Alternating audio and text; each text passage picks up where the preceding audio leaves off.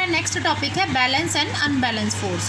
देखो बच्चों, ये आपको टेबल नज़र आ रहा है, इसमें एक बुक पड़ी हुई है ये वुडन का ब्लॉक है, लकड़ी का ब्लॉक जो कि रेस्ट पर है और दोनों तरफ से किसी भी डायरेक्शन पे हम इसके ऊपर फोर्स अप्लाई कर सकते हैं। तो हमने क्या किया है, 2 स्ट्रिंग्स लिए एक्स और वाई, जिन्हें इस लकड़ी के ब्लॉक पर हमने अपोजिट साइड में बांध दिया है।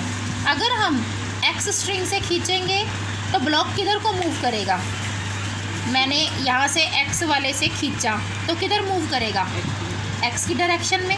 और अगर हम वाई वाले से खींचेंगे तो किधर मूव करेगा, वाई की डायरेक्शन में।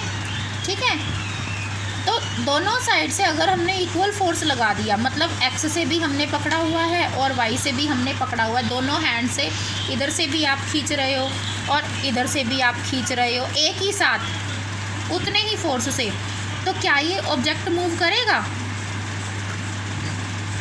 हो सकता है ये मूव करे। तो जब ये मूव करेगा, जिस डायरेक्शन में ये मूव करेगा, तो उस डायरेक्शन से आपका फोर्स जो है वो ज़्यादा लग रहा है, इसका मतलब ये है। ठीक है, तो ये ब्लॉक है, अगर हम इधर से खींचेंगे तो इधर मूव कर जाएगा एक्स की डायरेक्शन में, वाई से खींचेंगे तो वाई की तरफ मूव करेगा। दोनों को एक साथ पकड़ के आप खींचेंगे, जैसे रबड़ को आप खींचते हो ना, बालों में लगाने वाली रबड़ है या रबड़ बैंड है या कोई भी रबड़ आपको मिलती है स्ट्रेचेबल चीज़, आप उसको खींचते हो तो क्या होता है, ज़्यादा फोर्स लगाओगे तो वो क्या करेगी, टूट भी जाती है आपके ज़्यादा फोर्स लगाने से। ठीक है, और अगर वो मूव नहीं करेगा, ये ब्लॉक मूव नहीं करेगा, तो इसका मतलब दोनों तरफ से बराबर फोर्स लग रहा है। अगर ये मूव करेगा किसी एक डायरेक्शन में, तो इसका मतलब ये फोर्स जो है वो इक्वल नहीं है, बैलेंस नहीं है। यहाँ देखिए बच्चों, ये क्या है, बड़ा सा बॉक्स है, रफ फ्लोर के ऊपर पुश कर रहे हैं, किधर की तरफ फोर्स लगा रहे हैं, बॉक्स के ऊपर फोर्स लग रहा है इधर की तरफ।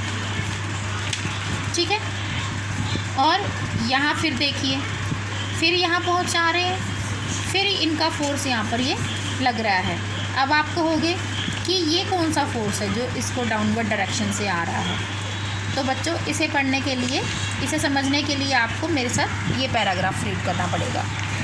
क्या होता है जब बच्चे रफ फ्लोर के ऊपर एक बॉक्स को मूव करना चाहते हैं, पुश करते हैं, तो बॉक्स जो है वो मूव नहीं करता। क्यों? क्योंकि फ्रिक्शनल फोर्स, ये जो डाउनवर्ड डायरेक्शन में आपको नज़र आ रहा है, ये क्या है, frictional force.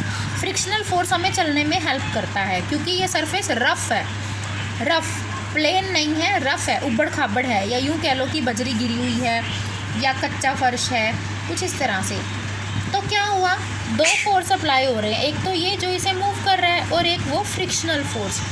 Frictional force arises between 2 surface in contact. जब 2 सरफेस आपस में टच होते हैं तब फ्रिक्शनल फोर्स आता है। और ये कहाँ आया, bottom of the box and the floors rough surface.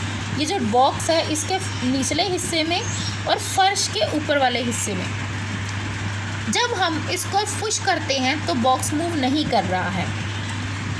बच्चे जो हैं और ज़्यादा इसको पुश करने की कोशिश कर रहे हैं, फिर भी नहीं मूव कर रहा। क्यों?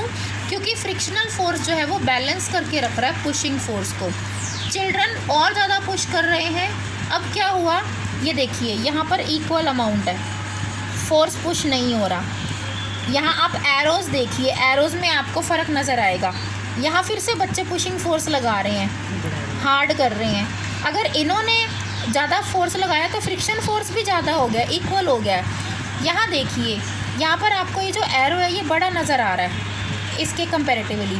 तो अब क्या हुआ, अब फ्रिक्शनल फोर्स जो है वो कंपैरेटिवली बच्चों के लगाए गए फोर्स से कम हो गया है, तब ऑब्जेक्ट जो है वो मूव करता है।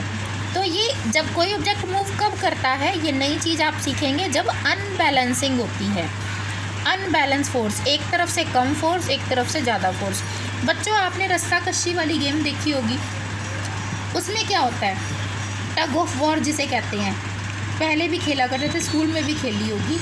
एक तरफ लोग इकट्ठे हो जाते हैं, ठीक है, एक रस्सी ली, दोनों तरफ इकट्ठे हो गए 5-5, 6-6 लोग, फिर उसको खींचा जाता है। जिस तरफ धक्का ज़्यादा लग गया, समझ लो कि उधर से फोर्स ज़्यादा लगा है। तो अगर बराबर फोर्स लगता है तो कोई भी मूव नहीं करता।